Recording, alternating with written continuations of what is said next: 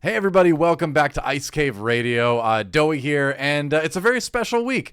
I'm not saying that because Charmer's gone. Don't take it that way. Don't take it that way. He went to Gen Con with his kids. He's having a great time, but that let us have the wonderful opportunity to have a special guest on the podcast, and none other than Ian Klien, the runner-up at the Star Wars Unlimited Galactic Championship, has been willing to join us after his epic run there with a pretty epic deck in Kylo Tarkintown, the new Kylo 5 Tarkintown. So we'll get into that a little bit later. But first of all, welcome. Are you recovering now?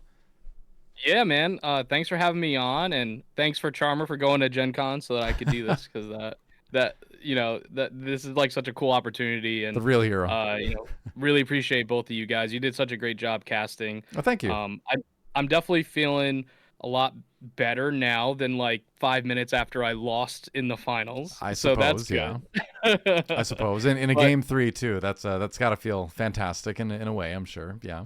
no, I mean overall, like it was so amazing, like the entire event, and the obviously the I got really lucky in a lot of spots. So at the end, I can't complain about losing in the finals to an amazing player like Benton from Team Enigma is like such a awesome champion for the first year. Oh Like yeah. he's a really good player. We had the opportunity to like chat behind stage about like each of ours prep and all that stuff, and I got to know him a lot better, which was really cool. Really good guy, well deserving champion. And it was a lot of fun just playing against him in the spotlight. Like it was such a cool experience. So very lucky. Yeah, I gotta ask too because I have this theory about card game tournaments, both from the side of commentating a lot of them, and I will say back in the day I won a couple tournaments here and there. It wasn't on the world championship level, but I won a couple. But I've always felt that you need to be good to top 8. You need to be really good at top 8, and you need to get a little bit lucky to top 4 and win at these Oh big yeah. events. There's always that little. I mean, it is a card game at the end of the day. It always takes a little bit of that, I think, to get all the way up there. Yeah. No, 100%. Like especially with the deck that I was playing, like when you start with Miggs Mayfield and versus when you don't start with Miggs Mayfield is a huge difference. Yeah, And let I'm me tell you, sure. I drew a lot of Miggs Mayfield in my opening hands. I noticed that. I noticed that you did. That was which is great. And that's by no means do I say that to belittle the accomplishments of the players that get there. Because what I'm really saying is that all the great players will be consistently top 8ing and maybe even top 4ing. But like, yeah, you definitely need the cards to go a little bit in your favor to hit that final point in a huge tournament like that. But it also takes a great player to know how to take advantage of that stuff too. That's another part of it too. So you got to draw well, but then you got to be good enough to take advantage of it. So yeah, but For sure. For anyway, sure. that's I've heard other people say that. I kind of agree with it. I wanted your take on it. So thanks for answering that one. And so obviously we're going to talk a lot about the Galactic Championship, about the player side of things, about the caster side of things.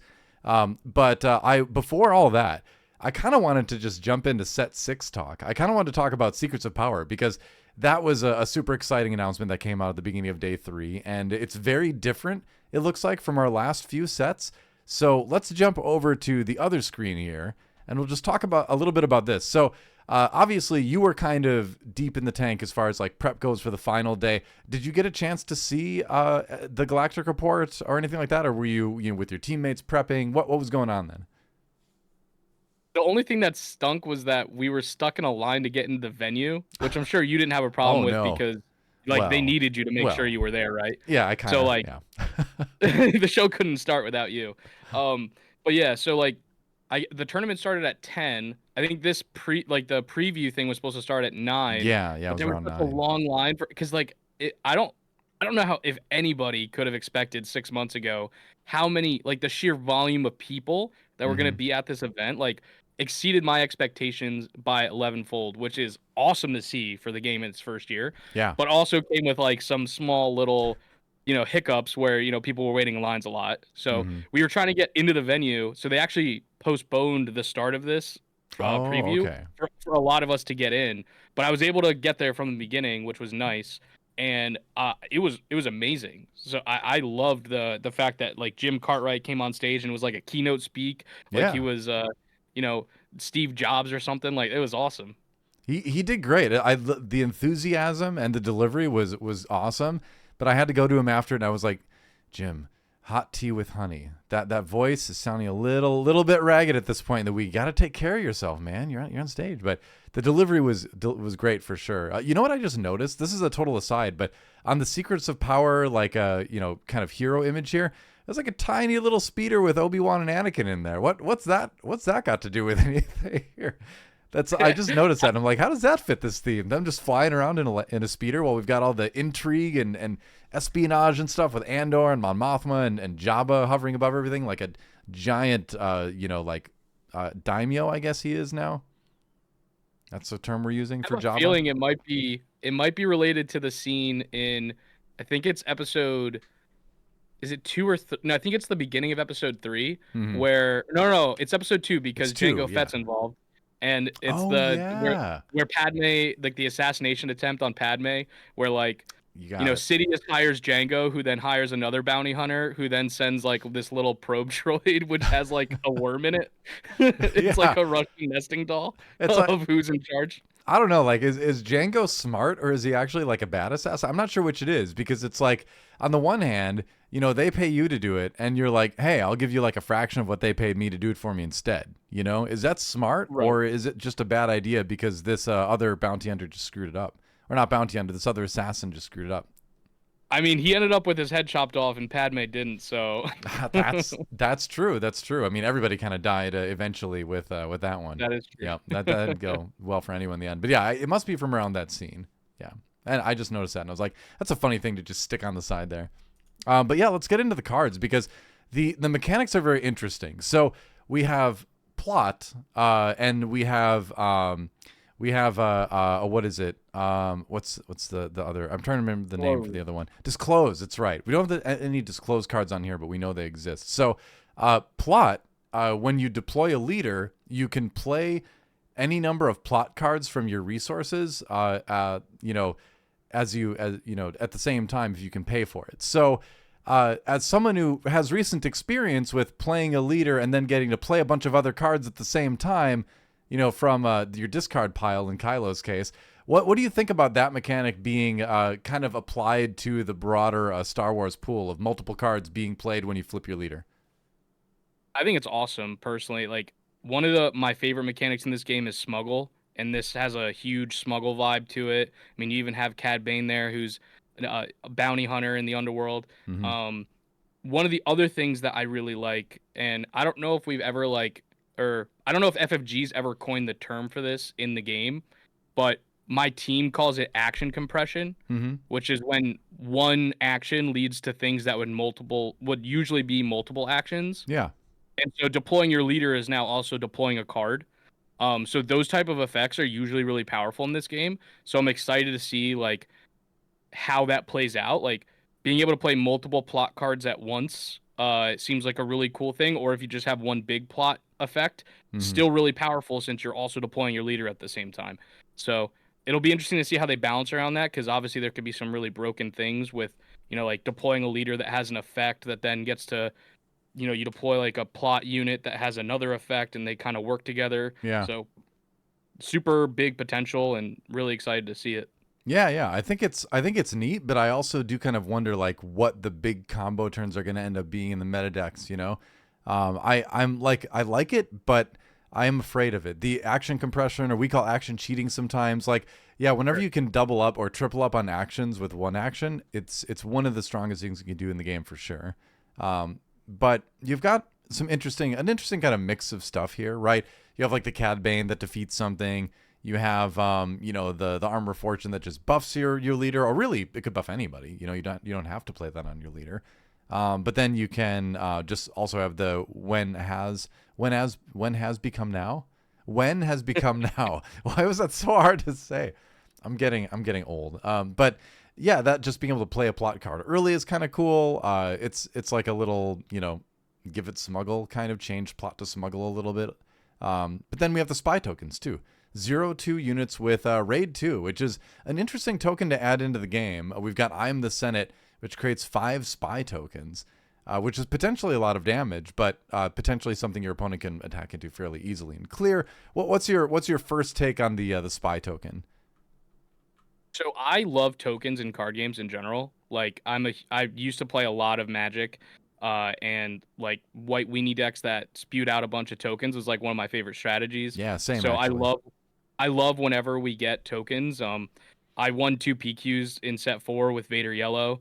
So I made a lot of tokens, a lot of TIE fighters. So yeah, anytime we get like a new token, I'm always excited. I think anytime that you have a way to have like an expendable unit, there could be some really cool, interesting things happen.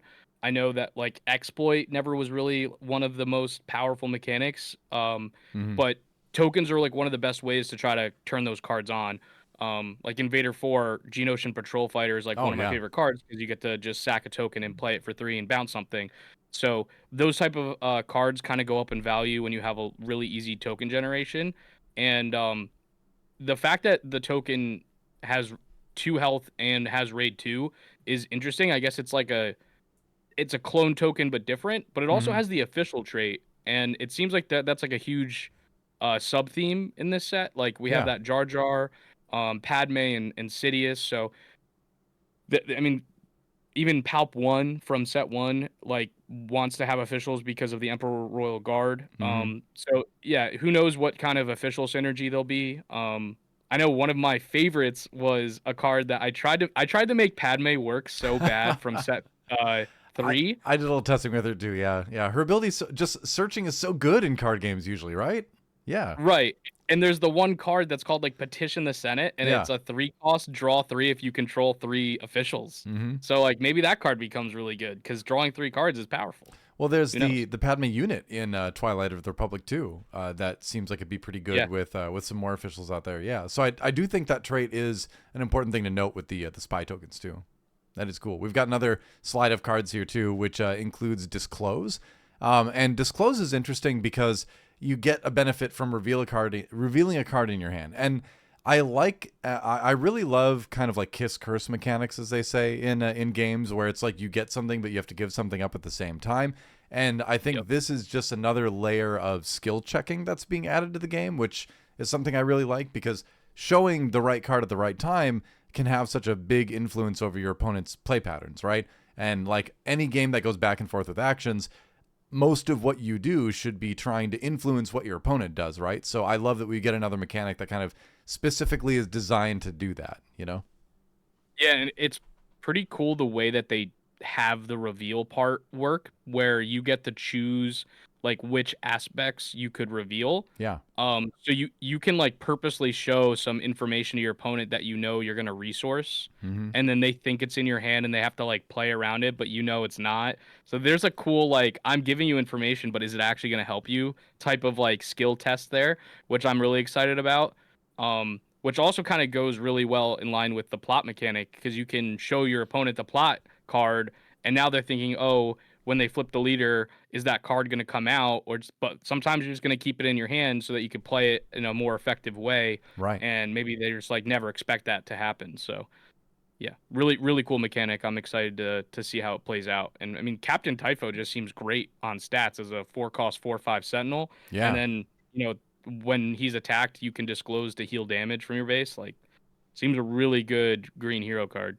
Yeah, I wonder, what the full suite of Disclose cards is going to look like. What you're going to be able to do with Disclose. That's kind of my big question right now. Are we going to be? I would assume we're going to be able to do a little bit of everything that the aspects do. A little bit of damage, a little bit of healing, maybe.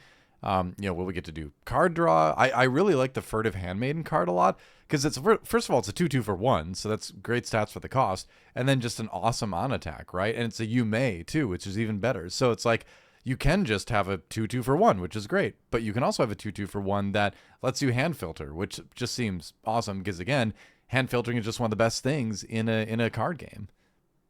Trust me, I played a lot of Kylo last weekend. It was very good. Yeah, I suppose. Yeah, the leader that does all that. Yeah.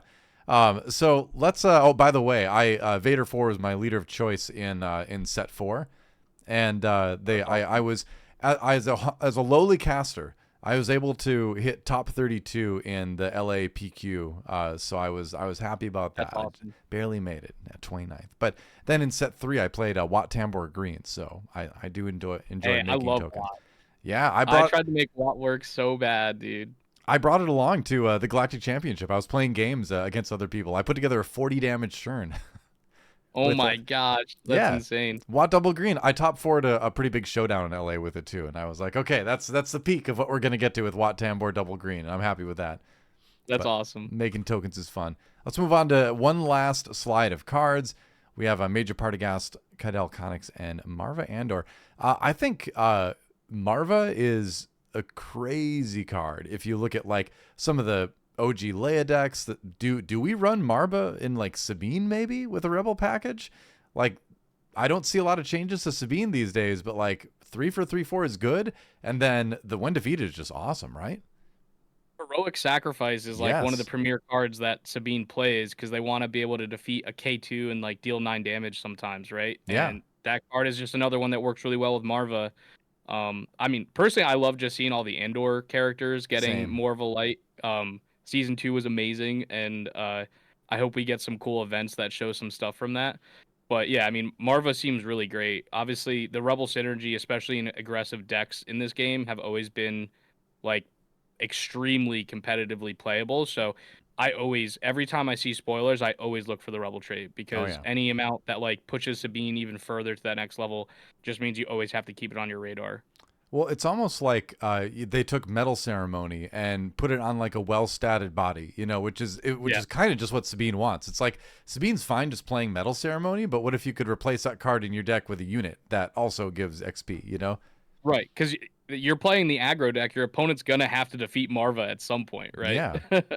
I mean, even in the right rare circumstances, ECLing Marva Yeah. sounds she's coming at you. It sounds like a decent play, but yeah, a lot of fun stuff coming in set 6. And it's funny because like I think a lot of people, me included, were like, well, we had the pilot starship set, we had the Jedi set. Like those, in my mind, are the two pinnacle things in Star Wars, right? Spaceships and Jedi. And then, where do we go from there? And so I love that we pull back, right, and go to the intrigue, and we go to the non-combat fighters, as it were. I think Yeah. that's great. It's a really neat I mean, direction to go. my favorite character in all of Star Wars is Thrawn. So I Okay. love the like political strategy stuff. So I've always loved that part of like the sci-fi in Star Wars. It's always been really fun. I mean, we didn't get a Thrawn in set 5, so maybe we're due for another Thrawn. Hey, there's like a million Han Solo leader units, right? So there's like 26 Boba Fett's. I don't know. We could have a third Thrawn, right? Yeah, let's do it. I'm down with that. We've got another Chancellor Palpatine. I don't mind that. Playing a card with plot for like a big discount seems quite good. And again, just like I get a little bit worried about leaders that have a cost to their abilities sometimes now, with just the speed of the game. That said, I think again searching is really really good, especially if you're like, I'm going to search for the thing that I can resource, so I don't have to worry about resourcing something I might not want to as much from my hand. Yeah. I mean, this is like one of the cards too where we won't really know how powerful it will be until we know how many plot cards exist in the Yeah. colors that you want to play Chancellor Palpatine in. But even just like finding that Cad Bane unit, like so that you just have it in hand ready to go. Right. Like that card's pretty good just on its own. So if we get more cards at that power level in blue villainy or whatever color you'd want to add to Chancellor Palpatine, it could be really powerful. And the deploy seems really, really good at being able to play multiple of these plot cards in Mm-hmm. one action. So that could be one of those things where, you just control until the 7 resource turn, and then you flip your leader and you play like 3 cards at once, and you just try to win the game and like kind of have a huge pivot turn. Yeah, it's in blue villainy, so we've got the control package right there. You can pair that with a bunch of aspects. Green obviously is kind of paramount there, but I think the other thing this makes me kind of wonder is, what is like the average cost of a plot card going to be? Are there going to be a bunch of cheaper plots? Are plots mostly going to be like around 4 or 5 or something like that? So this discount becomes important to play even 2 of them. I think that's my other big question now is I want to see what the average cost of plots is going to be. All No, right. that's a good point. Let's move on to Padme Amidala. I mean, first of all, you give me a leader that doesn't have any resource cost on their ability. I'm like, okay, now we're cooking here. But reading her, when you reveal or discard 1 or more cards from your hand, you may exhaust this leader. If you do, deal a damage to a unit. And reveal is important because of disclose, right? And then flip side, same thing. just with a 3/8 body. So 8 health. And on the for. backside, it's unlimited, which is Oh, important. right. Yeah, that's true. Yeah, because you have to exhaust the leader on the leader side. Yeah, but I mean, pinging is very good in this game. We know that. Not having to pay for an ability is very good in this game.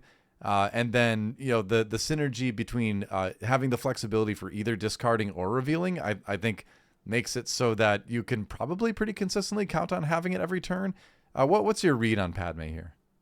I mean, I think she's really like I think she's stronger just because compared to the Chancellor that we saw, only because we don't know how many plot cards there are. Yeah. We don't know how many disclose cards there are, but we already have cards that discard cards from your hand. Mm-hmm. I'm thinking about cards like Bamboozle, which has always been like a niche card or a sideboard card. But when you play it for free from your hand, you have to discard another card. So that Yes. would trigger her ability, which is kind of cool because you could maybe deal with 2 units at once, right? Like you tap something down with Bamboozle and then you finish off the last point of damage on another unit at the same time. So it could be some really powerful stuff going on. I would be interested to see if they also make some more cards that do similar effects like Bamboozle, where you're discarding your own cards. Mm-hmm. Um, I don't want to talk about the elephant in the room with Force Throw, but Force Well, throwing feel free. yourself with her out is also Yes. pretty good. So hear me out on this. We go Padme Amidala Aggression. We play aggro. We play Miggs Mayfield, a card you know well, and then we force ourselves for like the huge damage, right? Yeah, exactly. Yeah, you don't get the hit. You don't get the force throw force unit thing, but who cares? Miggs is out there. You get some damage, but could be fun. Yeah, exactly. And then we have a little bit of organized play stuff to talk about. Moving on. Before we get there, though, I forgot what my next slide was. Any final thoughts on set 6 here on Secrets of Power? What are your hopes? What are your expectations? I hope that they continue to increase the power level of cards. I think that there was a point in the game, especially like as someone who was playing it extremely competitively since the beginning, Mm, where you noticed that there was a slight dip with set 3. And I think since then we've kind of gone back to almost set 1 standard. Like I yeah, thought set 5 was such a great set in totality. Like I know people are upset about Force Throw being so powerful, but the cards in set 5 are really good. I really like having the 2/4s as like the new standard for a 2 cost unit. mm-hmm. I think it really makes you want to play these intricate board state type like board state matters type decks. Yeah, Which is usually that's the most fun I have playing. Like even in any card game that I've played, I've always been someone who likes to play with the units or the whatever type of cardboard that you're putting on the table yeah. instead of cardboard from hand. Like that's always been the strategies I've liked the most. And so I hope that they keep pushing the game in that direction. And I obviously don't want like so much power creep that it ruins the game, but I also want it to be able to be like good for collectors and have a stable price in the secondary market for Mm-hmm. things and just have the whole ecosystem kind of hum. So hopefully all of that happens. And I mean, the cards that we saw so far, there's a lot of really powerful stuff. And it'll be even more powerful when we like kind of see everything and when they synergize together, things like that. So Man, you see me nodding so much because I am just 100% on board with you here. Where it's like card games are the most fun when you're fighting it out on board, unit to unit. That was always my favorite state of affairs when I did a lot of Hearthstone back in the day when it was just oh yeah. the mid rangey stuff with a ton of units out. And same goes for this. Set 1 was so good. I tell people set 1 of this game was the best set 1 of any card game in the history of card games. I really believe that. For a lot of reasons, but one of them is because you just got to do so much fighting on board, and yeah, set 5. And we've heard them talk about wanting to push things back towards the mid range with this game overall. That like the majority of the game it should be in theory played in kind of a mid-rangey fight on board kind of way. And yeah, I'm all for it because that's where the most intricate decision making is. That's where like the highest skill level and competitive play is, I kind of think, and that's the most fun. So yeah, doing more of that sounds good to me. Let's talk about organized play. So the big thing is just a lot more stuff, right? 510 planetary qualifiers up from like what 350-ish, I think it was this last year, and then 9 sectors, 3 regionals. Just a lot more stuff. But I wanted to get real quick your take on just the numbers we're seeing here, the point system, just your overall thoughts on organized play. Yeah, so I, for one, am super excited to see more events in general. Mm-hmm. As someone who like I travel a lot to the different events, like I went to one of the sectors in the US and the regional, and obviously to the Galactic Championship. Really exciting for me. I think the other good thing about having more events is it just gets it to places that maybe didn't have one before, which just helps the competitive ecosystem so that I was definitely a beneficiary of having so many like planetary qualifiers in the northeast of the United States when I was living there. Like I got to go to I don't know like 4 or 5 every single set that was within a driving distance. Um, so I obviously benefited from that, and I hope that having more PQs and more sectors means that more parts of the U.S. and parts of Europe and the other regions like they have more opportunities to be able to travel to those events because as the stakes get bigger and the events get bigger, for me at least, it gets more fun. Mm-hmm. So, Oh yeah, for uh, sure. so yeah, having seeing that and seeing them like to me that just means that they want to keep pushing the competitive scene forward and keep everything going in a great way. And like every time they're just gonna do a better job. Yeah, yeah, it's very encouraging to see them say they're going to do something and then do it. It's as Yeah, simple as that. They said they were going to increase it a lot. They did. I live in the LA area, and like weirdly, we usually only have like one in LA each set, and I mean, it's a lot of people. They fill up. They're always maxed out. They always sell out. We could easily support two in the LA area, so that's my only hope is we get two just around the metro. Because we could fill them, no problem. yeah. It's Uh, so interesting because I've noticed that too, that like the West Coast kind of gets the butt end of the stick in the United States, a little which bit is so feels weird because like. it's a huge populated area. Like Yeah. you would think that there would be more, but who I knows? I know there's a little bit of a challenge finding stores that can run it too, because you do need a larger store, and I think that might be part of it too, which is a little bit beyond their control. To be fair, that like Right. in a more populated area, you have less space, and so a lot of the stores just can't handle it. But my opinion has always been make the PQs 64 players now, Right. and Right. then smaller Especially now that stores we have can. so many bigger events, right? Exactly. Yeah. As the number of events goes up, reduce the required number for the PQ. Right. As the overall importance of PQs goes down, reduce the number of players. I say so. I'd like to see PQs just be 64 player and just have more of them. Yeah. But Agreed. yeah. But we'll see if that happens. Either way, I like that they. Are making a slower transition from season 0 to season 1 as far as like what PQs can do for you.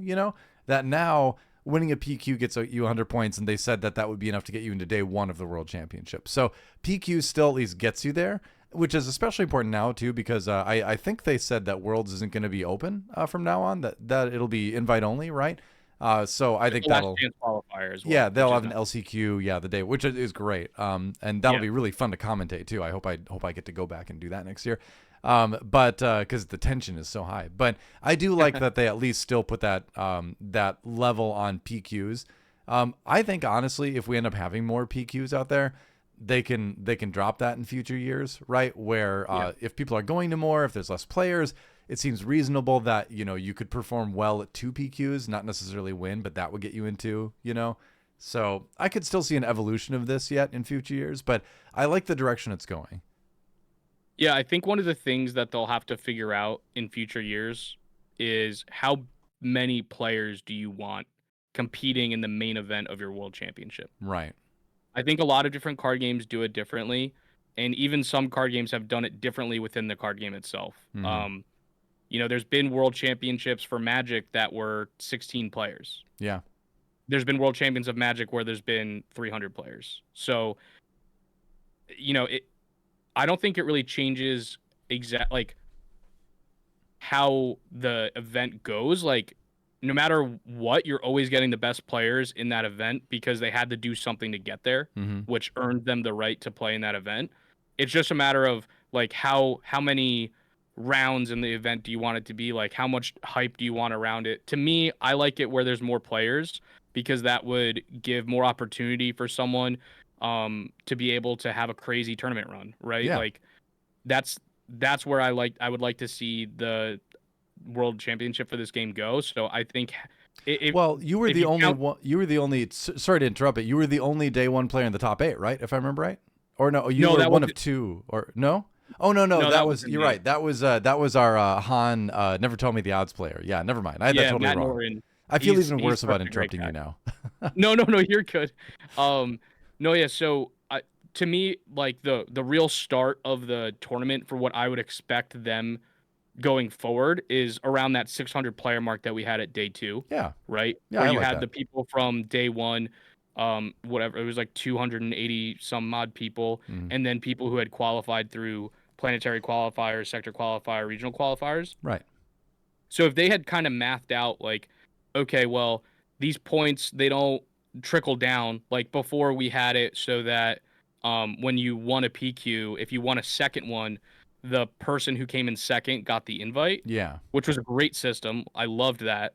Um, Now you just get points instead, Mhm. and there is incentive for people to keep winning them because there's paid flights and hotels for the World Championship for the top 32 of the leaderboard at the end Mm. of the season. Mhm. So there is something for people who are super hyper competitive to keep going to these events and keep doing well. Um, but it is also one of those things where it's like they have to make sure that they did the math right on this because it could end up in a scenario where there's more people in the tournament that they wanted or there's Yeah. less people than they wanted, right? So I'm not sure if that's like a way, if there is a way to figure it out, because if one person or 10 people hog all the points, then that means the world championship will have less players just generally, right? Mm. Um, but who knows how it's going to work out. I would assume that they want that 600 person amount to be what the start of the world championship is next year. Yeah, I wonder too if there is a situation where there's a small group like that just gets most of the points, if they expand the entry threshold, right? To where they Yeah. fill it up no matter what. You know, if I were running it, that's what I would do. I'd be like, well, we're gonna have a max out tournament. So these people got a bunch of points. We're just gonna expand the threshold just to make sure we're full. You know, that's Yep. that's what I would do. But it's not up to me. Either way, I think like that 512 to 600 player range is really good. I think from the commentary side of it too, that helps us a little bit because Yeah. then we can have better data on who to look for, who to expect coming into it. It helps our research a little bit. That said, coming from StarCraft 2 way back in the day, I love big open tournaments because you just never know who's gonna like come out of the woodwork and be a star. I mean, yeah, look at yeah, So awesome for the viewer, right? Like exactly, I yeah, live for that stuff, man. Like I've yeah. watched so many different tournaments for different video games, card games, and seeing that like unexpected winner is such an awesome thing to see. So, I mean, if it were up to me, I think the way that they did it this year is also a fine way.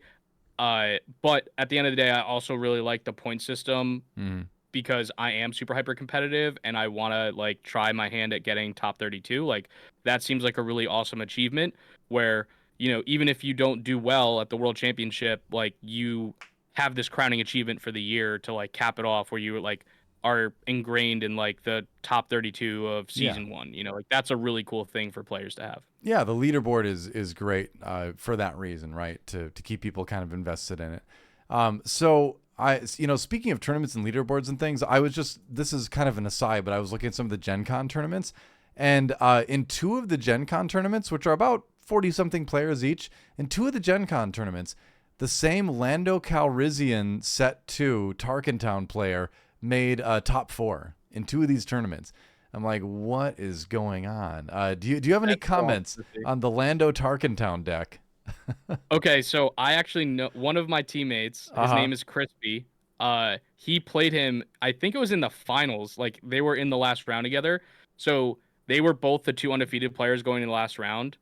And Crispy was playing Kylo Tarkintown Hmm. versus the Lando Tarkintown deck. He ended up winning, which I was super excited for him because that means he gets to go to that cool showcase draft on Sunday. But Yeah. he was telling me all about this guy's deck and how cool it was. So it was great to see. Like he won 2 playmats because I think the top 8 of each of those pods got an exclusive playmat that you could only get at that event. It's pretty sick. So yeah, I mean, hats off to him. That's awesome. Yeah, just like I always love looking through the tournament results and seeing the accomplishments, right? There's like a Kazuda yellow player there too, and I'm like, that's wild. But Yeah. Crispy won a Kylo Tarkintown mirror match too. That's got to be. Oh, did he really? Oh Yeah, my gosh. yeah. Against there's a Oh, player named Danny Trujillo, which I recognize that name. I feel like I've seen that name in other games, but I can't place it right now for some reason. But so do you, he was the Kylo Tarkintown in day one that was 6-0 yes, and made it okay. into day two. Yeah. I know. Yep. I knew I remembered him from this last weekend, but I feel like I remember him from a different game too. But Oh, okay. it might just be a familiar name. I don't know. Either way. Yeah. Yeah. One of my friends from Denmark was one of the only Obi-Wan players to make it through. The set 5 Obi-Wan players to make it through, which everyone was like, "Oh, Grogu General's Blade." Well, he actually pushed it through. He did it. That's awesome. So Uh, I have a funny story about Kylo Tarkintown mirrors. okay. I want to hear more about So this. It's got to be a weird mirror. so while we were developing the deck, we decided as a team that we would not play a single mirror and not learn how to play it because we're like playing a teammate stinks anyways. Yeah. So we'll just let the cards lie where they are. We try our best and see what happens. I like But we that. thought it would just be funny if like none of us practiced the mirror and Yeah. just like hope that we don't play each other anyways. Because you're the And only then it persons that are almost going to be happened playing in the it. grand finals. If Dave had beaten Betten, then we would have played each other, and it would have been the first time we played the mirror in the finals of the Galactic Championship. We were rooting for it so much too, because I we were just gonna banter with each other the whole time about like I have no idea what I'm doing. I had this moment on the desk when I saw that was a possibility. I was like, I think I asked it was either Dan or Charmer on the desk with me, that I'm like, did you ever think coming into this weekend that there would be a possibility that we would see a set 5 Kylo Tarkintown mirror in the finals? And we had this moment where we were like, we didn't even know this deck existed before like 2 days ago, so no, we did not expect that. I remember on day one, like I felt bad when I like saw these Kylo Tarkintowns like near the top of the charts. I was like, how did I miss this? I was like, what is wrong with me? Like, is my prep really that bad? I've never heard of this deck. And I had to say on the broadcast, I'm like, I'm sorry, guys. Like, this one just slipped past my radar. I have no idea what's in this deck. But that was, I feel a bit better now knowing that it was kind of like the secret brew. But yeah, that one right away from day one was one we were all watching. It was so Too neat. funny. But so that's a good transition into actually like talking about the Galactic Championship. We should get to that, right? So, Yeah.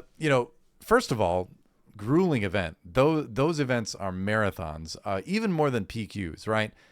Because there's so much more distraction happening at big tournaments like that. I've played in bigger tournaments and made day twos sometimes. And you just feel like you feel great, but you just feel exhausted at the end of it, right? And so how do you kind of handle the energy side of things? Keeping your mental up for that long. So so for day two, I've done that millions of times, just like played in a long day, like one long day Yeah. event before. This was actually my first time making this the second, or I guess technically it was the third day, but only the Mm. second day that I was playing in of an event. Um, and so for me, there was a lot of like question marks in my brain about like how I should. I just made sure I got a lot of rest after the first day. Smart. And I just wanted to like take it really slow each game at a time. One of the things that I don't know if this is a good thing to do, but I try not to like do anything with my body or what. Like I have water and I have one meal and I just coast through the day, and I just like being hungry keeps me awake, so like Wow. I'm always like focused, I guess. Um I don't know if that's like actually how it works or if I'm a weirdo or something, but it's worked for me before, so I just keep doing it. I mean, Uh on the caster side, being hungry is like one of the worst things you can do for commentary, because it's like it's so distracting. You're trying to be eloquent and speak and be smart, and your body's telling you the whole time, like, I'm dying the entire time. So it's yeah, it doesn't. But see, it's a double edged sword, because you can't eat too much before you cast either. Otherwise, you get burpy, and you don't want to be like that on the cast. So we have to be careful, right? Where you just enough to not be hungry, but not enough to be like full. don't want to have a Thanksgiving meal right before you go cast. No, that would be terrible. I made the mistake once of having like a big burrito right before I cast, and it was awful. I was like, excuse me, the whole time. my stomach feels like it's gonna explode. It was the worst experience. Yeah. But yeah, so getting a lot of rest I think is important. Same from the casting side. I want to try to compare experiences from the player and the caster side. That's why I keep bringing it back towards that too. And Yeah, yeah. like I have a rule that I don't have any more than one drink after a night of casting, because like you're at these things and everybody wants to go out, and Yep. some people want to Especially when party. we're So in Vegas, right? yeah, exactly. Everyone wants to go out and grab drinks, and I always have to be like one drink maximum, for me, because Yeah. any more than that, I mean, maybe like 15 years ago, I could handle a little bit more. But like these days, when spoiler alert, when you get to like your late 30s, your 40s, like it doesn't matter how good you were at drinking earlier in life. Like your body's just like, nope, yeah, more than 2, 3 drinks. No, you're just gonna feel awful the next day, no matter what. So that's Yeah, I part mean, of it. But yeah, I'm 31 and I've already started feeling that, so that's when I it definitely starts. Yep. yeah, I get it. Yeah, so one of the unique, I guess, things in my prep compared to probably the majority of people was that myself and 25, I think, of my team, we have a very large team, I was but noticing 25, that. Yeah. yeah, I think there's 37 of us, and there Hmm. was 35 people competing, and a bunch of us got out to Vegas a week in advance, Oh wow. and Okay. we had 3 different Airbnbs to hold all of us, and we would all come. They were all within like point 0.3 of a mile within each other in Oh like the nice. outskirts of Vegas, so we could like walk to each other's house. But we all conglomerated into one house that was like the testing house, Yeah. and every single day we would from like 8 a.m. until like 8 p.m. we were just grinding games. We had those I forget what it's for. I think it's it's like a clicker for like it just counts, but Yeah, it's yeah. like one of Like those. sometimes you see people doing it when you're like going into a football game or something like that. They're just counting Yeah, yeah, people. yeah. Yeah, yeah. Yeah, so we had clickers for every game that we played, so we could Wow. track to see how many in-person reps we got, Uh huh. which was it was just like a fun little mini game, and it was like a fun way to like compete with each other, like, oh, I just hit 100 and like things like Jeez. that. So, Yeah. but we're really good. We only went out, I think, one night, or some people 2 nights, but we did that before the tournament started, so that there wasn't any like FOMO of wanting to Hmm. go out like during the days that we were actually competing, so that we could just go back, rest, get ready for the next day, which I think helped me personally because Yeah. I love casinos, I love gambling, I play cards, so like it's not far off that I would like to also gamble. Hmm. And I got to do that earlier in the week, so I wasn't like I didn't feel like I was missing out as much. That's smart. I mean, it sounds like the team came into it with a really, really great plan. It's funny. I've been to Vegas a bunch of times for events. I've never once gambled. I don't know. Well, especially now when I'm like, I gotta buy diapers. It's Yeah, not for me, yeah. for my toddler. I want to specify that, but like, yeah, but it's just I just I've never done. Eventually, someday I'll do like a slot machine one time. I don't know, but I've never gotten around to it yet. I played a lot of poker in college, but haven't gotten around to actually doing any gambling in Vegas yet. But I do think going back to the practice, I think reps obviously are very important. I'm curious about what your practice was like during the tournament, because you kind of hear a lot of differing opinions on it. Some people are like, I don't want to play any games before I start the day because I don't want to like lose weirdly and then have like a bad, kind of like a negative vibe, or like I want to play a ton of games so I'm as fresh as possible. Like where do you land on that spectrum of practice around tournament days? Yeah, so it's funny because in my earlier days of playing cards, I would between rounds, especially if I was playing like an aggro deck where I would finish with like 20 minutes on the clock. Hmm. I think it was like the ADHD in me was just like, oh, I need to like do something with my brain and like let's just jam some like practice reps between rounds. I don't do any of that anymore. I try not to even think about what my next opponent could be. Hmm. Like I don't want to know until I sit down, and I'd rather just kind of focus on just making sure I get water, see how my teammates are doing. Yeah. Like I'd rather talk theory about like what's going on and like okay, like especially like when it comes down to like with the tournament math of like can I draw at this point, right? Like that stuff gets complicated sometimes. So like just sitting down and looking at standings and just trying to figure out like what at what point what record do I need to be able to draw into an event to get into the top 8 is something that I'd rather spend my time on than Hmm.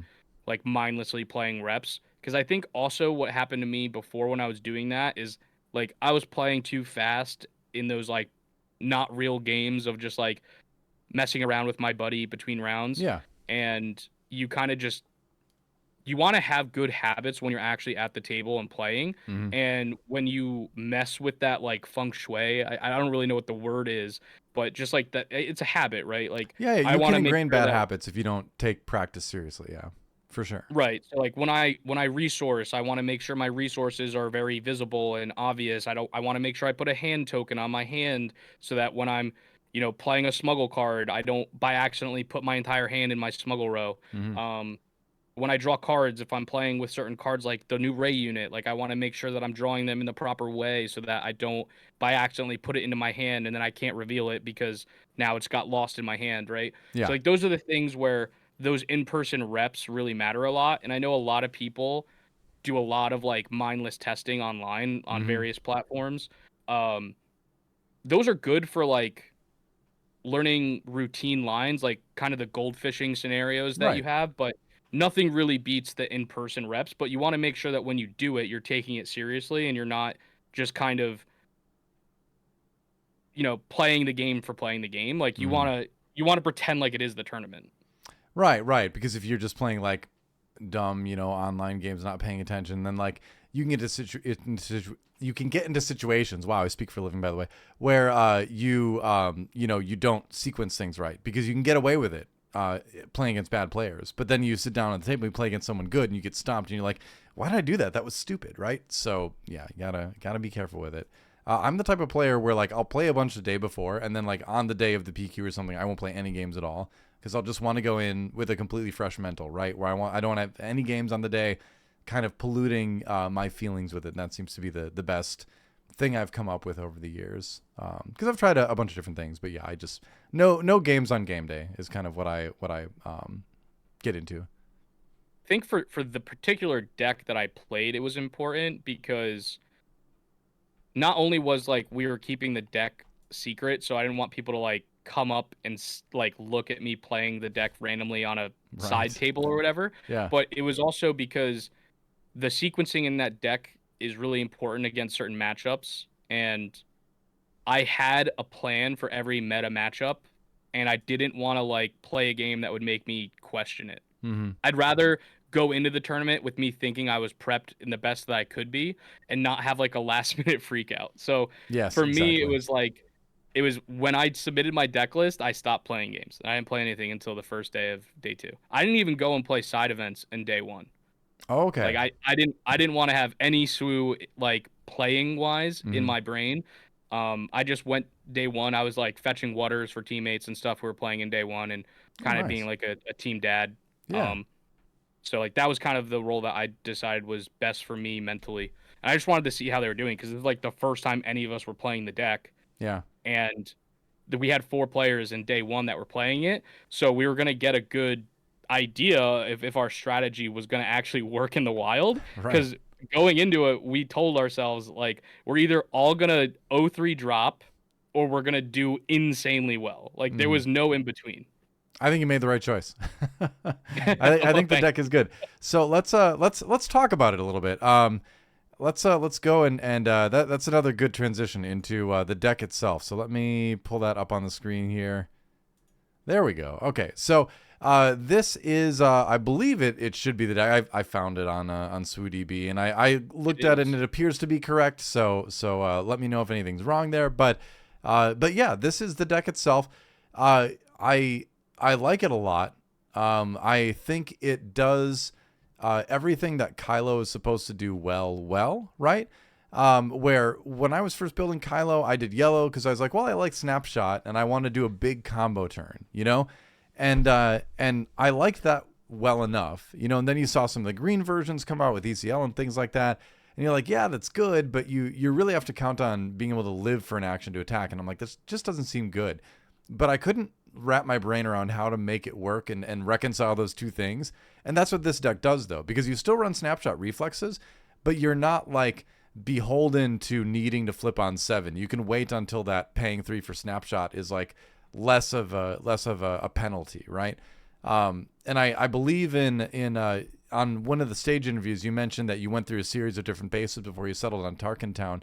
And, I think it makes a lot of sense to look at Thermal Oscillator because you want to be, efficient, right, in your draws, and you want to really filter fast and get to that killer hand, but Tarkintown just seems so necessary right now. But if you could just speak about the deck for a couple minutes, and I'm curious about what your thoughts are on the future of this deck too. Once you've kind of talked about it, and will the people teching against it have a big impact in it? How would you change it without giving up the sauce too much? I'm curious about your thoughts on that. Yeah. So the deck came to be. It was like a fever dream between myself and my good friend and teammate George the Hulk Hudson. So George is a profound deck builder. He's built a bunch of different decks over the year. If you remember, like the Hondo Blue deck that did well at Gen Con, Yeah. that was him. All right. In set one, he was like the builder of like the Vader Blue like hard control, Vader One Blue hard Okay. control deck. Yeah. So he's just like an insane deck builder, and his theory on how to build decks in this game is just all math based. And Kylo is a leader that really requires you to do the math to build him correctly in our eyes. And part of that being is that you want to be able to use his leader ability every single turn. You look at certain leaders in this game, and when you can use that a bit, like the front side of the leader every single turn versus when you can't, you'll see a huge difference in how you perform in that game. And the goal for this deck was we want to be able to use the leader ability every turn, but we also want to make sure that the upgrades weren't just bad cards in our deck, so that we could play them on units and have them have some sort of effect. Yeah. And so the whole concept started where we were playing the Force base, and we were using a lot of the new Force cards, cards like Talzin's Assassin, Darth Tyrannus, various things like that. It always had MIGs in it because we just knew from people who had built like the original Kylo 2 red decks with Right. MIGs. Like Kylo 2 also makes you discard a card, triggers MIGs, powerful effect. So we knew MIGs was going to be good in Kylo if you're playing it with a red base. But before, you couldn't really do that with Kylo 2 with Tarkintown unless you were playing double red, right? And double aggression, while you do get the card aggression itself, which is a powerful card, a lot of the other cards are pretty lackluster, and you can only kind of play that deck as a super hyper aggressive low to the ground deck. That isn't like what we wanted to do here. We wanted to be able to have an avenue to go very aggressive where you just slam upgrades, but we also wanted to have the ability to control the board against the decks like that were using the Force token to deny them the Force token. Because Right. we knew going into this event that Han2 Blue was going to be the most played deck. It had all the hype around it, and even the other blue-red hero decks like Anakin or Yoda, all of those decks really rely on getting that Ki-Adi-Mundi draw 2 effect or cheer it with Sentinel or the Itinerant Warrior to heal, and denying those effects from them can really swing a game. So the whole concept of this deck was like, what if they never get the Force token? Because you start with MIGs or you start with the Witch of the Mist and you play Force Throw with that card. You Tarkintown their first turn play, and then you play something like Power the Dark Side or Perilous Position to kill their second turn play, and now they're going into the Ki-Adi-Mundi turn without the Force. Yeah. So they're never going to be able to Ki-Adi on curve. And we found that if you could do that consistently, the matchup swung heavily in your favor. And I think by the end of the tournament, the Kylo Tarkintown deck had like a 70% win rate into Han2 Blue. Which Okay. I don't think anybody suspected that was going to happen, that any deck would have that kind of win rate against it. Yeah, no Because kidding. generally, quote unquote, counter decks in this game have traditionally been bad. If you look at the Django meta that we had, people thought that, Piet would be a good counter to it, or hard control, like a Bosk Blue type deck would be a good counter to it. But the problem with those decks were that they were weak to a lot of the other decks that Django preyed upon. Right. So you had this like matchup roulette where if you don't get paired only into Django and you get paired into the other decks that crush you, you're not going to do well at that tournament. So having a deck that was good against Han2 Blue, but also decent into the field was really important for us. And this was like the only deck that we had come up with in testing that wasn't coin flippy into Hantu Blue and then into the rest of the field. One of the things I like the most about this deck is that it has the ability to be aggressive, because I think what a lot of other Kylo decks I've seen have done kind of poorly was put damage on early, right? Which is what you kind of need to do to finish off. So I think this deck playing upgrades on some smaller, more durable units consistently solves that puzzle, right? Where it's like you will be doing, you're trying to control the board, like you're saying, deny the force stuff, but it's also just really good at pushing damage too, which helps you just close with the leaders so much more easily. Was that an intent too, or was that just sort of like a side bonus? That was definitely the intent, because in Okay, certain matchups, you need to have chip damage on the base before you flip and swing with for Kylo. sure, yeah.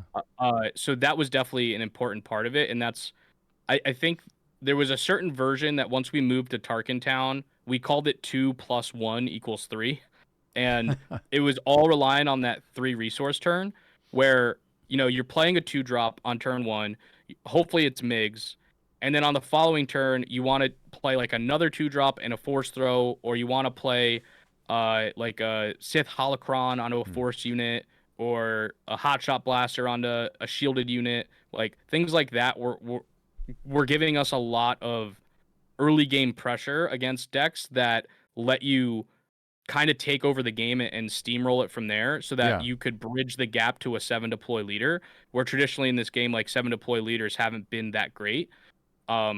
And then the other benefit too was that the 3 drops that we were playing were all super high impact. So like Power the Dark Side, just kill something. Perilous Position can kill the 2/2 shieldeds, which Migs has a problem with. Mm-hmm. The upgrade lightsabers were all super impactful. Specifically against different decks, but like Fallen Lightsaber, with the force units allowed you to turn on Tarkintown on that turn, since you didn't do it on the first turn, right? Right. So that was a cool way to be able to still get Tarkintown use. Constructed Lightsaber was really good into Sabine. You put that on a Secretive Sage. Now you have a 4/5 shielded Sentinel. There's a lot of versatility with the upgrades, and that's why we ran a lot of 2-ofs, because you draw so many cards in this deck that you never really wanted to see a card twice. You just wanted to make sure you had a good chance of seeing it once. Right, right. And that hence lots of 2-ofs, right? 2 constructed Yeah. 2 of the lightsabers, 2 perilous, 2 snapshot. Yeah, just the filtering should allow you to get by with 2 being a consistent number versus 3 without the filtering. That makes a lot of sense. Yeah, because you don't want to draw 3 snapshots in a game. No. Like that would be a feels bad. Yeah, I love too the people weren't like super thrilled with the non-heroism, non-villainy part of constructed lightsaber, like, oh, it's a sentinel, whatever. But like this deck puts it to great use. Turning a secretive sage or Witch of the Mist into a sentinel just stopped cold like a lot of aggression from a lot of decks. So I really feel like the sentinel thing on that is yeah. Oh, go ahead. Oh no, sorry, I interrupted you. I was just saying it's also really good on the Anakin unit, Right. as like a bridge in the late game to have like this 7/10 Sentinel. It's really hard to remove. Yeah, it's funny how the sentinel part of that just became an all-star, I think, in this meta. So I want to talk about the future here, because now a lot of people out there like, I'll just put a grieved parliamentarian in my sideboard, which I did. To be fair, I didn't know I was going to face in my local last night, so I put 3 grieved in there. Didn't help me. I was playing Qui-Gon Red, so I just got rocked anyway. But but it was in there just in case. He's such a fun leader. But we can talk about Qui-Gon later. My take is that he's the most difficult leader to play in the game. But anyway, I digress. We got Bamboozle always exists. There's always all that upgrade removal. Power Failure is another really good one. Kit Fisto's Aether Sprite. Stuff that can remove multiple upgrades.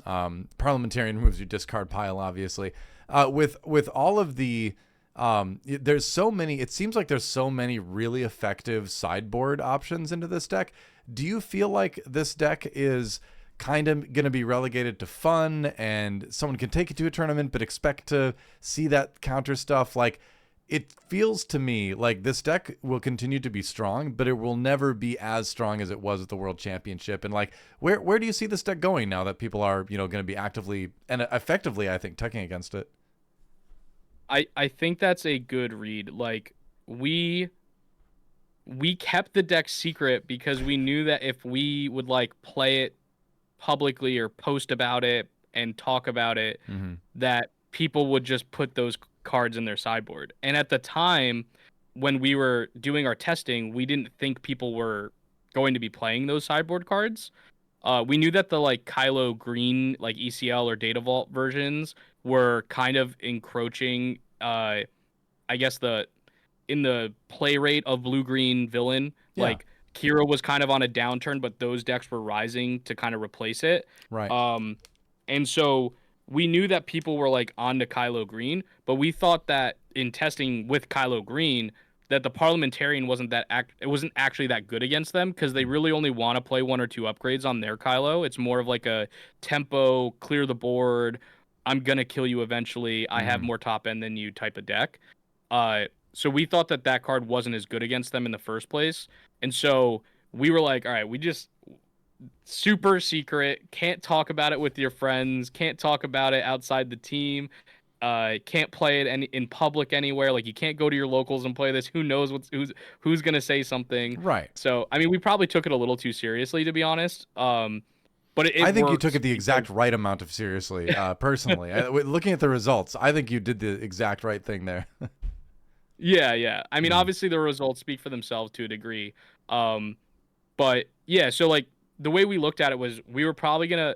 There was 14 of us who played it, and we all were like, we're probably never playing this deck again.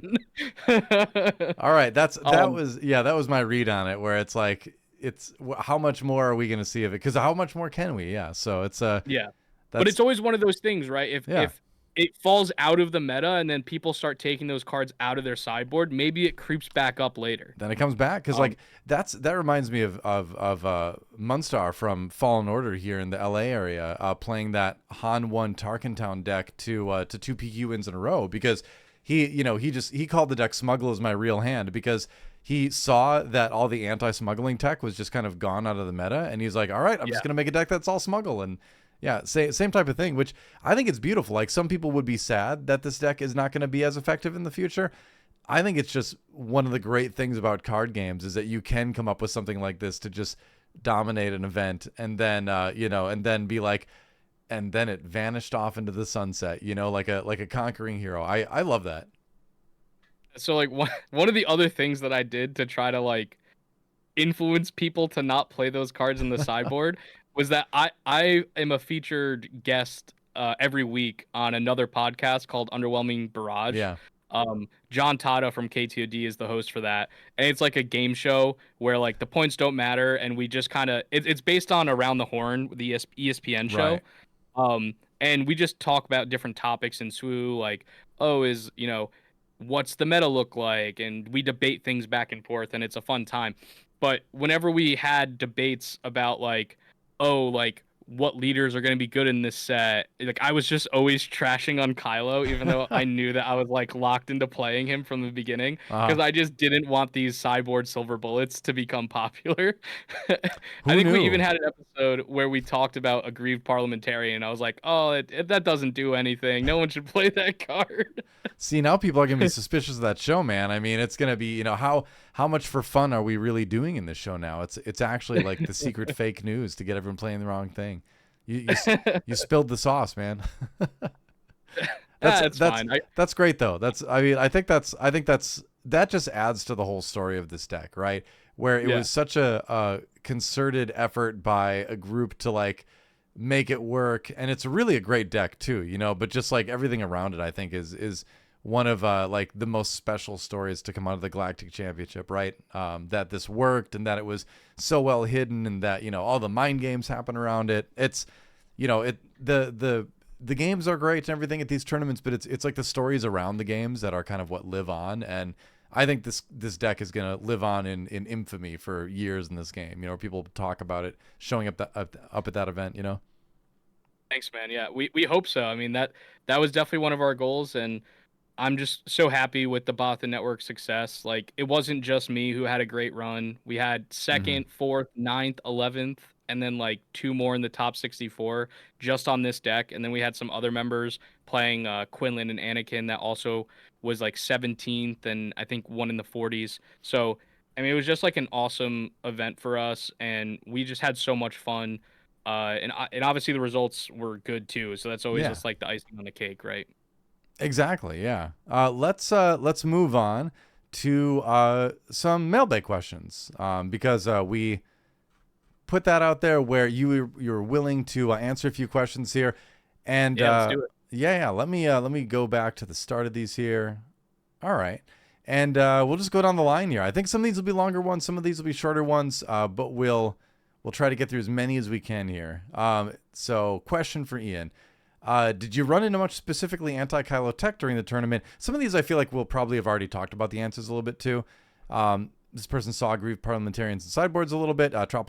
Tropical Jeremy, by the way, is one asking the question. Didn't get play on stream. Yeah, so, did you run into any anti-Kylo tech just randomly out there? I did too see a little bit of it on stream. There were some players running aggrieved. What did you experience? So game one, I sit down from a good friend of mine, Jake Shell, who is in the California area, actually. I think he's Northern California, though. I don't Oh, remember. okay. But he was playing Hantu Green, Hmm. which in testing was like a great matchup for us because they don't have a lot of answers to the Kylo flip. Yeah. But I noticed because of the whole open deck list fiasco, that he had aggrieved parliamentarians in his sideboard.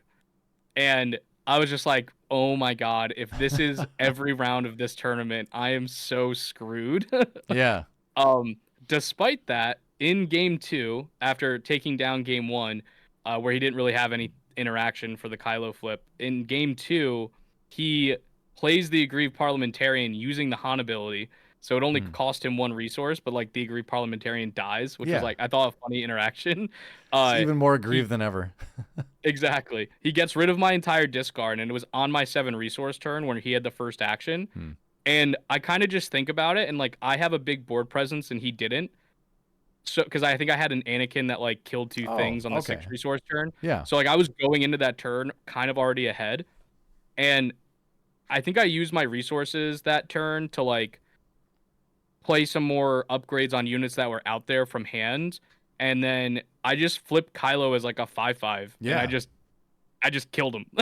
You're just the So, beatdown in that category, in that situation. yeah. So that was an interesting round one, and then later on, I faced a Quinlan who didn't have aggrieved parliamentarian, but had bamboozles in the sideboard.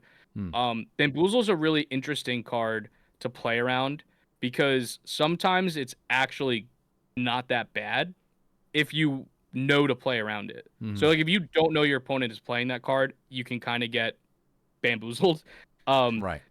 But if you do, our strategy was going into the bamboozle matchups was that you would purposely flip with only using half of your resources, and then they would bamboozle your leader and tap it, and then you would immediately just play like the 3-cost lightsaber back on Kylo. Right. Because usually like an 8 HP threshold against those decks, Quinlan and Cad Bane, were really good in the first place. So if you got something that had 3 HP, got it bounced to your hand, now you get to just replay it onto Kylo. And yeah, you didn't swing for one of those attacks, but at least you still have the big Sentinel, and hopefully he gets to attack next turn, and you're in a fine spot still. Yeah, it makes a lot of sense. Yeah, I had a crazy game against Quinlan where, like, I didn't have a turn 1 play, and then I cycled, and I still didn't have a turn 1 play. And I somehow won that game. It was it was crazy. I like mind tricked my opponent into claiming because he had a red 5 out that would kill me, and I had 1 resource up, and I had exactly force throw pillage in my hand. So I was able to kill it after he claimed. But he was like thinking about playing another spaceship. Yeah. But he knew that if he did that, I had already flipped Kylo, that I get to claim, and then hit him to lethal damage. So it was like a really, really fun game. It was I didn't think I was gonna win that one. I'm always amazed when I win a game though I didn't have a turn 1 play. It just feels impossible, and you're like, oh, it is possible. Weird. Yeah, exactly. So our next question comes from Poe Cameron. Congrats on the great performance, Ian. Loving playing Kylo Data Vault at the moment. I've seen a lot of command and cunning lists for Kylo. What made you go red base? Why Tarkintown specifically? We kind of touched on this a little bit, but we can just review quick for the question. Yeah, so I mean, it's Migs Mayfield and Force Throw and Force Lightning are the reasons to play red. Right. The other big one, honestly, is that you get better upgrades. Like Fallen Lightsaber, Battle Fury hit for a lot. Sith Holocron does some crazy stuff. You really, in my opinion, you want to have the big Kylo flips where you push a lot of damage. So I've liked red in my opinion as the better one. And then Mm, Tarkintown was just the perfect pair with Migs. You basically turned your leader into a ping leader, and we know that ping leaders are really good with Tarkintown. yeah. So Okay. Yeah, makes a lot of sense. From Ninja Ferret, one of our locals here at Lost Planet where I play. Congratulations on the great run, Ian. Any tips for us trying to improve our tournament performance? How much you practice ahead? How do you keep your energy up at such a grindy event? We kind of talked about both of those things, but so I'll just kind of modify that question to be like, any other general tips for tournament performance that we didn't cover? Because we did talk about those other two things already. yeah, I mean for me it's reps, playing a deck that you think's well positioned. Like I don't want to poo poo on anybody's parade. Mm-hmm. Play your pet decks. I love playing pet decks. I just don't play them at Galactic Championships, right? Or Fair enough. I don't play them at like a regional qualifier or a regional championship. Mm-hmm. I'll play them at my locals and have fun. But when I know that I'm going to a tournament that I care about the results of how I play, I'm gonna choose a deck that I think is better positioned. So yeah, sometimes you just gotta play the best deck in the room. Sometimes you can figure out a way like we did where we tried to counter the best deck in the room. Yeah. Yeah. Can't always do that though. I've kind of come around on that too after almost 30 years of card game playing now, where it's like locals, I will almost never bring anything meta for locals, but Yeah. now I've got my PQ coming up in about 3 weeks or so, 2.5 weeks. And so from here on out, it's like, I'm probably going to be practicing a lot of Mother Talzin. I love that list. So I'm probably going to be Oh playing yeah. it. And That deck is so good. yeah, I was playing it a lot going into GC and gotta play something good. So yeah, I will wait and play more Kit Fisto and Qui-Gon, in just side games. But let's move on to the next question here from Wixel. A lot of questions in one here. So what we'll do for favorite Star Wars movie and favorite Star Wars show first. Favorite Star Wars movie, Episode 3. That came out when I want to say I was in 5th grade, so that's like the perfect time Yeah. for like, like you're 11 years old or something, 10 years old, 11 years old. Mm-hmm. That was a very like I love Star Wars because the prequels came out when I was a kid. Mm-hmm. So like they're near and dear to my heart, and 3 was my favorite because I got older as they came out, so like it kind of just made sense. Yeah. But also just like seeing the culmination of the prequels and knowing what happens in the later, the original trilogy, it was just awesome for me. And Anakin's like one of my favorite characters of all time, so I was seeing the like fall was awesome. I was an OT kid, but I've really come around on the prequels, and a lot of that is due to just like seeing the love that people who grew up with them had, where it's helped me look at it in a different light and be like, okay, all right, they got their issues here and there, but they feel genuinely Star Wars, which I Yeah. appreciate. Yeah. So it's favorite show now. I mean, I think I have to go with Andor. It's got to be. It's Andor, won me right? over, man. Yeah. It's won me over so hard. Like the production value. So when we're talking about things that is Star Wars, one of the reasons why is usually because of the dialogue, especially if you ever watch episode 2 again. Like episode Yep. two's dialogue's pretty bad. But Andor, dude, like I can't get enough of it. Like the speech Really that well Luthen written. Rail has towards the end of season 1, Mhm. it's like one of the best monologues of all time in any media form. Like, yeah. I mean, just so good. Yeah. It's just great television. It's not even Yeah. it doesn't it's I what I love is that it does what a new Star Wars show should do, where it doesn't even need to be Star Wars to be good, but the fact that it's Yeah. in Star Wars elevates it just that much more, Yeah. you know. I had the same feeling about the Robert Pattinson Batman, where like Okay. Yeah.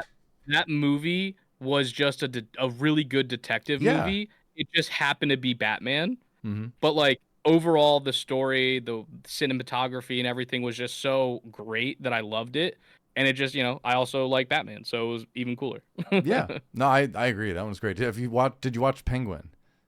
Oh my God, amazing. It's so good. It's so good. But Colin Farrell is a Col- genius. I don't know how he did that. yeah, I mean, I kept forgetting it was him. He just got so Yeah. lost in the makeup and the movements, and it's great. But back to Star Wars, back to Star Wars Unlimited. Before this becomes a pop culture podcast, I already do one of those with somebody else. But let's. So the other part of the question on that they had a lot of questions in one paragraph. I want to do this one where how do you decide the number of a card in a deck? The ones and the twos. How do you make that determination? Yeah, that's hard to answer because I Mm-hmm. think it depends on the card. Sure. Um, Usually if it's a card that I don't mind seeing two of, I want three copies of. Mm-hmm. If I think it's a little clunky, if I see the second copy, I might play two or one of it. One is like the fun of one ofs are very specific in my eyes in this game, uh, because I think it depends actually, weirdly enough, at the length of the tournament. Okay. And the reason being is that so we played one hot shot blaster in this deck, which was Right. out of aspect from smuggle, but as a decently costed one from hand, right? Just cost one, you get +2 attack. But there were so many games in testing where we realized that if we just had two extra damage on the second turn with the second Kylo attack, that we would win the game. And Okay. we wanted that ability not all the time because it gets clunky if all the upgrades you have are also ones that you want to put in your resource row, because then you have like a really tough decision of do I want to cycle Kylo. Yeah. Um, so we ended up with playing one of them as over the course of a tournament. Maybe you play it like especially Galactics where it's a really long tournament. Like maybe you play it 3 4 times Mm-hmm. and it's impactful, and the other times it's just like kind of this out that you have that you could potentially draw. Um, you can do plays where you know it's a live way to win the game, and sometimes you draw it and you top deck because it's this it's whatever lucky percent you have, Right. Right. and it wins those games. But it's not a card that I wanted to consistently have, and yeah, I mean, I would have liked it in the last game of the finals, but Yeah, I can think of why. Yeah, I've always said that something similar about one ofs too, where it's like I like to make one ofs the card that like the deck doesn't rely on, but if I do yeah, draw it, it just wins the game sometimes. yeah, Where it's like, why would I not just give myself occasional you win cards? yep. Putting one of in there, that's fine, that works. All right, so. Moving on, what were some of the Mike from the Nordic Fleet asks? What were some of Ian's possible doubts in the Kylo list during the times decisions were made? Um, so the big thing with this deck and what we noticed was that the first time you play against it, you're gonna lose, and it doesn't really matter like Mm-hmm. what deck you're playing. It does something so different in SWU like that we've never seen before, right? Like Yeah. interaction with the discard pile at a high degree, a combo-ish type leader where you can kill someone in one turn from 0 base damage with Admiral Mahdi. Like those are things that really didn't exist in the game before. And so our thought process and what we found in testing was that every time we would have a teammate who had never played against the deck before play into it, they would always lose the first game. And Hmm. like we could draw bad as the Kylo player and it would still happen because the thought process you have, you're just like, what are you doing? Like you're just Yeah. discarding all these things. You're playing a bunch of these like two drops.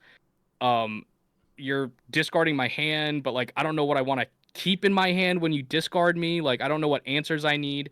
Mm-hmm. It's just one of those things where we were very conscious that the first time people are going to play against this deck, it's going to be really difficult for them, and hoping that that would kind of go through the entire tournament and like lead us to success, which Yeah.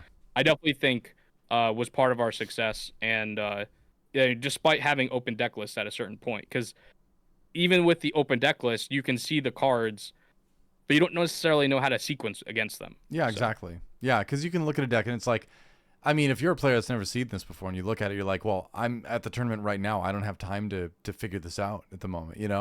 So right, I think it's got that edge too, where it's like you really need to see it in action multiple times to kind of figure it out. And that was funny from the casting side too, having that experience, where I saw it and I was like, okay, well, it's Kylo. Obviously, he's trying to like do some sort of combo thing. He's got snapshot reflexes in there, but the figuring out the nuances as we watch the games is really interesting. The value of MIGs, the value of like Mahdi and Sith Holocron, just the value of putting upgrades on some of those small units early. It's like it was fun putting it all together from scratch as a caster over the weekend. That was fun. But yeah, we definitely had no idea what we were looking at the first time. So Joe D, who is famous for being the only Poe Dameron to make day 2 of Richmond. Yeah, there you go. What has Ian found to be the best way to playtest? Focusing on one matchup at a time, doing a variety of matchups over a session. What's the best way to structure a playtesting session?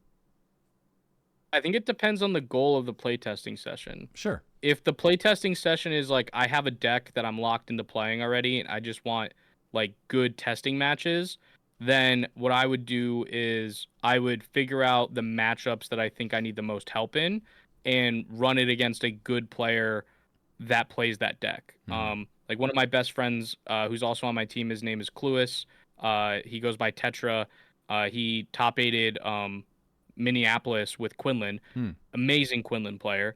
And so every time that I would be looking to, figure out the Quinlan matchup with this deck, I was just like, hey, Cluis, are you available? Like, I'd need to jam some games into you. I really need to like figure out what I'm doing in this Quinlan matchup. Yeah. And that was super helpful for me.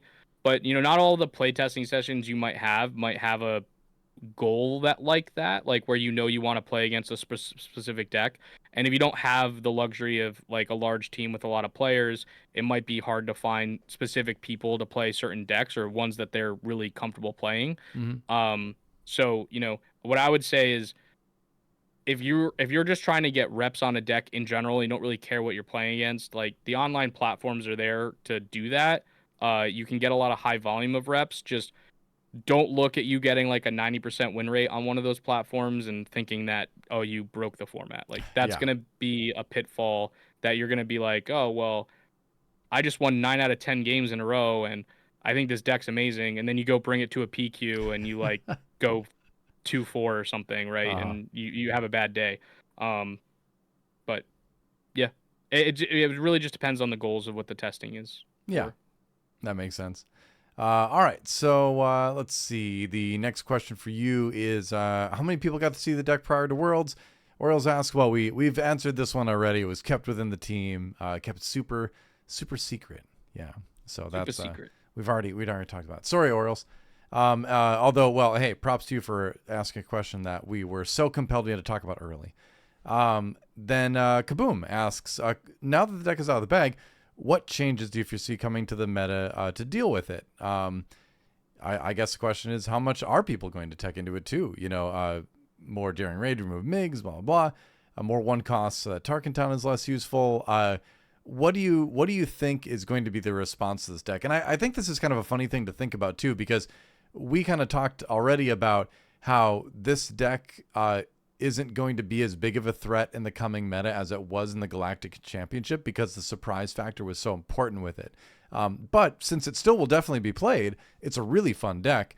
What changes, what do you think are going to be some effective techs against it? And then I want to add to it, if one was going to play this deck, how would you modify it a little bit to try to make it better into the inevitable counters? So I think that people will probably play things like Daring Raid, or like they know that they need to have a game plan for a turn 1 MIGs. Yeah. Not every color pair can deal with it as easily. And you don't necessarily want to make your matchups into other decks worse just because of this one. I don't expect to see this as like 20% of the field everywhere. Like to me, that would be crazy. I mean, go do it if you want to. I'm not going to stop you. It's a fun deck. That would be pretty insane. If you like it. Yeah. But yeah, so it'll be interesting to see. I'm not really sure. I think people will just have a sideboard plan personally. Like I think that you wouldn't want to mess up your game 1. Maybe it's things like if you were thinking about playing Waylays in your Quinlan deck and you had them in the sideboard, you would bring them into the main deck now. Because Waylay is just like a good card in general, and you don't really want to get bamboozled by a Fallen Lightsaber on turn 2. With the deck going forward, I think one of the main reasons that we played Admiral Mahdi in the main deck was that we wanted to have a surprise factor because we're going into it thinking that it was going to be closed deck list, right? And we wanted to be able to have a main deck way to help us into the data vault decks. Like that was the general use of Mm. Mani. It just so happened that when no one knows that you're playing that card, that people will be more likely to tap out all of their resources on a pivotal turn, and then you can, kill them in one shot in that once they claim and you have a couple resources. Yeah. Because even just one Sith Holocron and the Mahdi with 3 resources on the 7 resource turn, you can hit them for 16, which is like an insane amount of damage, right? Yes, it is. Which is actually one of the best uses of pillage is on that turn. You pillage them and then you Mahdi plus Sith Holocron for 16, and that's exactly 7 resources that you used. So Mhm. those were like the things that we were thinking about. But going forward, I think that you could probably just put the Mahdis in the sideboard for the Data Vault decks. You might have a hard time in game one. Just Mhm. be really conscious not to go to time. So, like, if it looks like you're not going to win, just concede, go to the next game, bring the Mahdis in, and you'll have a better time. Okay. Um, Other things that will be meta dependent, like Perilous Position, is mostly in the deck because of 2 things: Secretive Sage and Lurking Tie Phantom. Uh, Secretive Sage is a really annoying card for us because Migs doesn't kill it with Mhm. Tarkintown, and then Lurking Tie Phantom doesn't like die to anything in our deck besides Force Lightning, and we can't play more than 3 copies of Force Lightning. So the Perilous was kind of like a fourth and fifth copy of like a hate piece for Mm. these various tutus that are annoying. Um, if you don't think your meta is going to have a lot of Vader 4 or people are moving off of Secretive Sage for some reason, then you can maybe cut the Perilous Positions. If the meta gets to a point where, like, I think Sabine overperformed at the Galactic Championship, so if people are going to be back on playing Sabine, you can look into playing like the 3rd copy of Constructed Lightsaber. We tested a lot of versions that played Cheer It in the main deck, even though Okay. you're not using the Force. It was a 4 cost 3/5 Sentinel that had the Force trait, which lets you then on the 5 resource turn you could play Cheer It plus Force Throw. Yeah. Um, so there's like interesting ways you could do that. If you find Pillage to be not super useful, or you just don't really like playing Pillage, like you could take that card out and play some other ones. I know we've had different versions that played Grand Inquisitor as another early Force unit that has hidden. Okay. Um, One of the cool things that you can do with that card, and you can do it with Witch of the Mist as well, it just doesn't hit as hard, is in the late game, if you like draw 2 cards and it's like a Fallen Lightsaber and a Grand Inquisitor, you can play the Grand Inquisitor, put the Fallen Lightsaber on it, and they can't hit into it until the following turn. So Yeah. like it's effectively like you played just a giant unit, right? Yeah, it's like a Um, flipping a big leader early almost or something. Yeah. Right, right. So like there's some cool things you could do there. Some of the sideboard cards you could bring to the main deck, like if you think Rivals Fall's an important card right now because of other Kylo decks, because of Anakin and Yoda, like just really high impact leaders, you could play Rivals Fall in the main deck. Mhm. Um, we had multiple versions where we played the Ruthless Raiders main too as just like Oh, another okay. form of burn damage. Uh, yeah, I mean, it kind of just ebbs and flow with the meta. We were really happy with the choices that we made uh, overall, but even still, like some people on the team decided to play like a Rivals Fall main. Not all of us were on this exact 60, I but this is noticed what I that. Yeah. played. This is what I played, and I think this is what like maybe 6 or 8 other people played, like this exact 60. Um, so we it was always like 2 or 3 cards off, like, and it was mostly like changing sideboard, and like Mhm. some people played the 3rd pillage because they liked it into certain matchups. Some people wanted to have the 3rd grenade strike or the 2nd open fire in the sideboard. Um, so yeah, there's a lot of ways to change up the deck list, but keep Migs. That's the good one. Yeah. I keep Migs and hope you draw him for turn one. Yeah, I think that's the main takeaway. This sounds like there's a story behind it. Jess Swoo, happens to have the Bothan Network tag on the Discord name, says, "Will you ever play Poe ECL?" So I think Jess is a huge proponent of Poe ECL and is Oh, trying to get okay. everybody else to play Poe. I think it's a really Uh, fun deck too. I've played a lot of Poe ECL. But go ahead. I know, yeah, I've tested Poe a lot, especially when Set 4 came out, because I was really excited about him. I thought he could potentially like dethrone Sabine as like the I was saying aggro that too. king. Yeah. Um, I think it Poe's like kind of a deck that could always be good in the right meta, I think, because if space hate isn't super big or upgrade hate isn't super big in the meta, Mm-hmm. and you have like a good read on that, like the local players that would probably be going to your PQ might not be on those type of hate pieces, then you could definitely do well with that deck. I mean, Energy Conversion Lab is a really powerful base, and the cards that you get in Green and Red Hero to play with Energy Conversion Lab, like Mm. Pose and Wreckers, are always going to be good. So I won a local with Poe ECL once, and it was like your typical Poe list with that kind of stuff. I called the deck Poe Bean Dammer Ren because I just tried to use as much Sabine as I possibly could, and then I put like ejects in there and things, and it was nice that I had this ability that they needed an answer for. I was going to swing big, right? But the problem I've ran into is if Tarkintown exists, then your leader's turned off for like the first 3 turns of the game, and so if Tarkintown was not in the meta, Poe would be much better. But it just isn't. I was even trying Poe yellow for a little while because just the wealth of 1-drops. So I was like, well, I know I'll have a ship to put him on, and but it's because then they just wait to Tarkintown whatever you put him on then. So yeah, So if Tarkintown really shuts down Poe, I think right now to the point where I feel like Luke 4 is going to be the leader that like survives on the flight heroism side. He's a ping leader. He's really annoying to remove when he flips. Like I've kind of started to move from Poe to Luke a little bit because I love the heroism pilot stuff. But that's my take nice on it that anyway. Luke doesn't get destroyed by upgrade hate, which is nice. Exactly. Yeah, I think that's the most important thing too. And just again, ping leader, so good. Yep. Let's move on. Let's see. So we got a couple more questions here. How much Joey G asks, how much advantage is it to stay on one deck for an extended period of time, and how do you decide when it's time to move on? That is a very good question. Yeah. I think in general with this game, I've seen a lot of people who just play one deck and have extraordinary amount of success. I've also seen people who change decks frequently and also have extraordinary amount of success. Mm-hmm.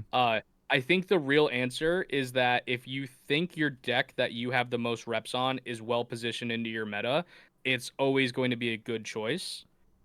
If you have the most reps on a deck that isn't going to be good into the meta, like for example, Ophir Marome, also known as Woo on YouTube, The guy's he amazing.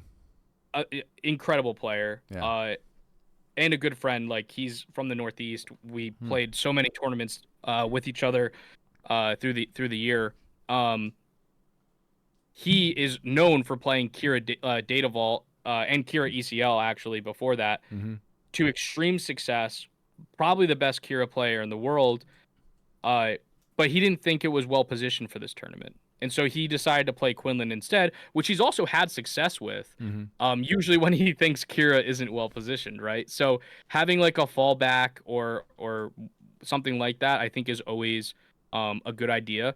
Me personally, I just will always play whatever I think is the best deck into whatever tournament I'm going to. Mm-hmm. I really liked this deck and the position it had, so I decided to play it.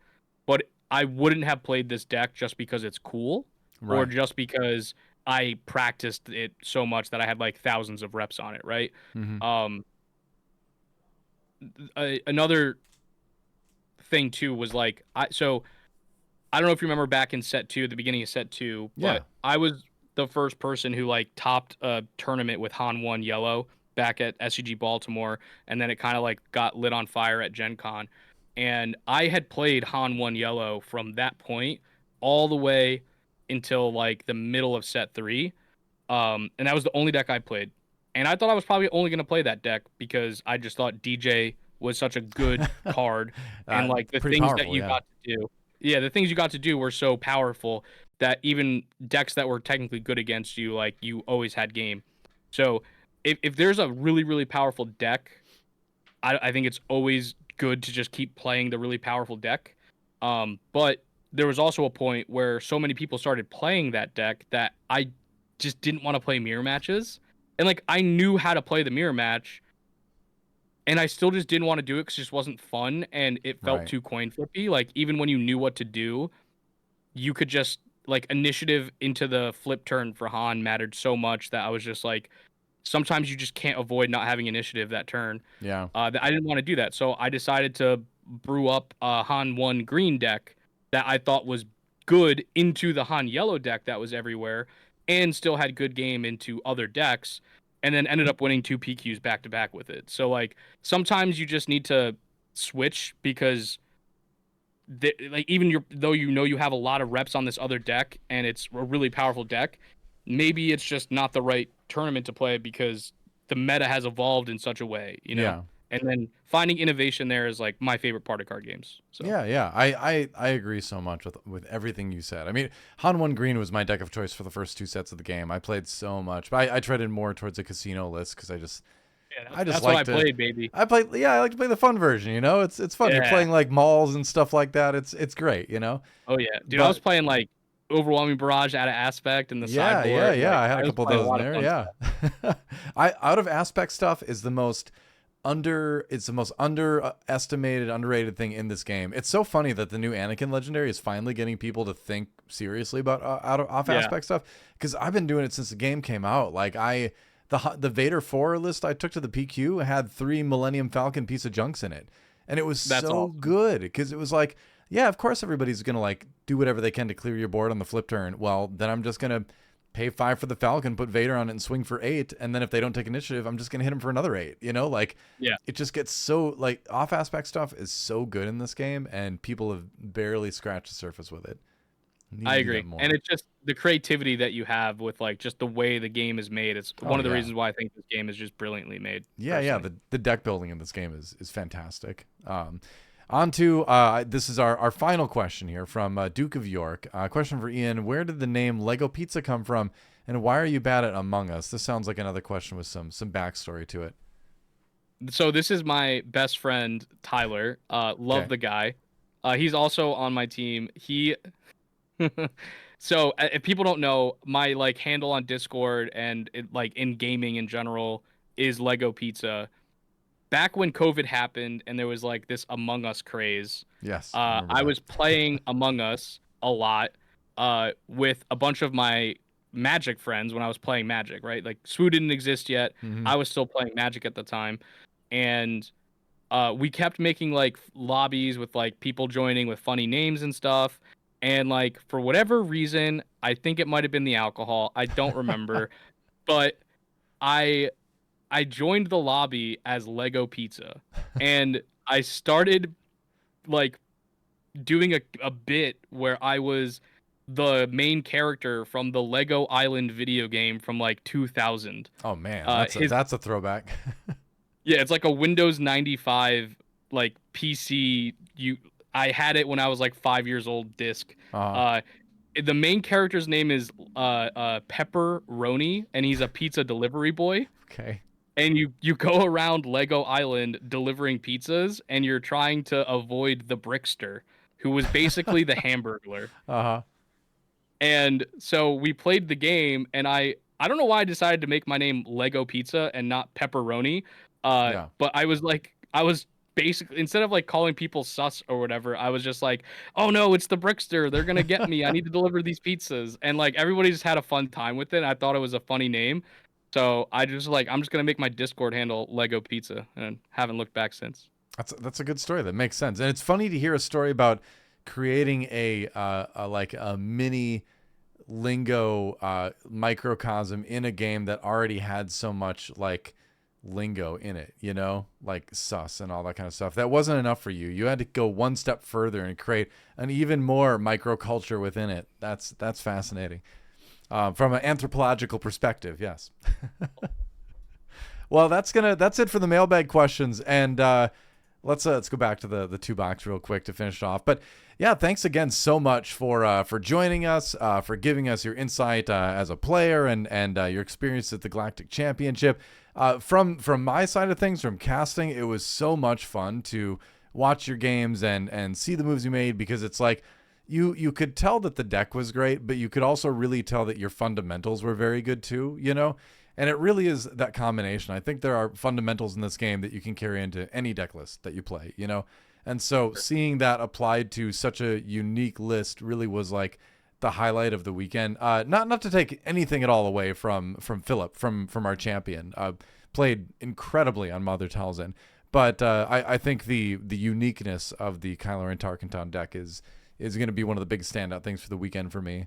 So thanks again for providing that, for providing great games for us to call, right? Because so many times you get like, and I know that, in the end, the finals didn't go the way you wish they would have, of course. But I think in so many esports tournaments and things I've casted over the years, like you have a great tournament and then the finals is just a dud. And I think thanks to the both of you, the finals was like one of the tightest, most exciting series we've ever seen in Star Wars Unlimited. So credit you for being a big part of that. And thanks for coming on the show. Any shout outs, final words before we end this thing? Man, I mean, it's been a pleasure to be on here. This was super fun.